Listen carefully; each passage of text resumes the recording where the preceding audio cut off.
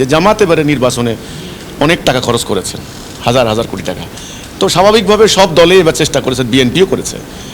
তো এটা কিন্তু ইসলামী ব্যাংকের টাকা নিয়ে জনগণকে ঋণ দিয়েছে, তারা বলেছে যদি ক্ষমতা আসতে পারে ঋণ মাফ করে দেব।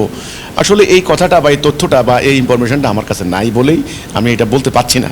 কিন্তু আমি আসলে মোটা দাগের কথা যেটা বলবো, যে ইসলামের কথা যদি আপনি বলেন, আপনি আমাকে ইসলামের দৃষ্টিভঙ্গি থেকে প্রশ্ন করেন, তাহলে আমি বলবো যে হিউজ পরিমাণ ক্যাপিটাল বা পুঁজি সম্পদ এক জায়গায় জমা করে রাখার নীতি ইসলামের নীতি না।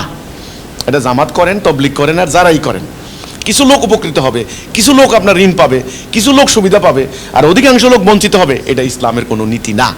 এইভাবে জমা করে রাখলে আপনি দেখেন, এই যে হালাকু খান বাগদাদে কেন আক্রমণ করলো, যারা ঐতিহাসিক আছে পড়ে দেখেন না ঐতিহাসিকরা কি বলেছেন। বাগদাদের আপনাদের কি আল্লাহ রসুল দেখলেন যে আল্লাহ রসুল দিন প্রতিষ্ঠার জন্য সম্পদ ব্যয় করেছেন, জনগণকে দিয়ে দিচ্ছেন।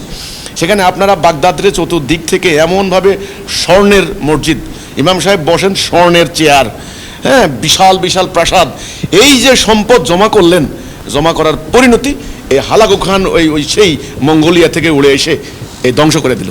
তো এই সম্পত্তি তো দখল করার মানুষের প্রবণতা। এই যে আপনার হলো এই ভেনিজুয়েলা কেন প্রেসিডেন্টকে কেন আমরা ডোনাল্ড ট্রাম্প ধরে নিয়ে গেল, তেল আছে ওর পায়ের নিচে, তেল আছে, সম্পদ আছে। তো এই জন্য সম্পদ যদি কোথাও জমা থাকে, জনগণ না পায়, এই সম্পদ কিন্তু শত্রুকে ডেকে আনবে।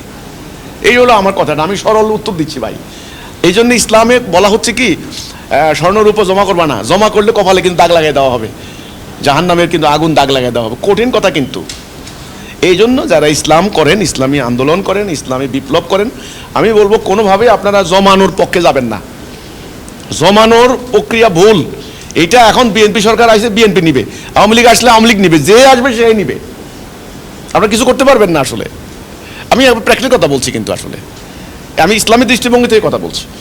কারণ সরকার এখন অনেক বড় বাজেট করেছেন, সরকারের টাকা লাগবে, কোথায় টাকা আছে সরকার এখন সেগুলা নেওয়ার চেষ্টা করবে, এবং আইনসম্মতভাবেই নিবে। আপনারা কি করবেন?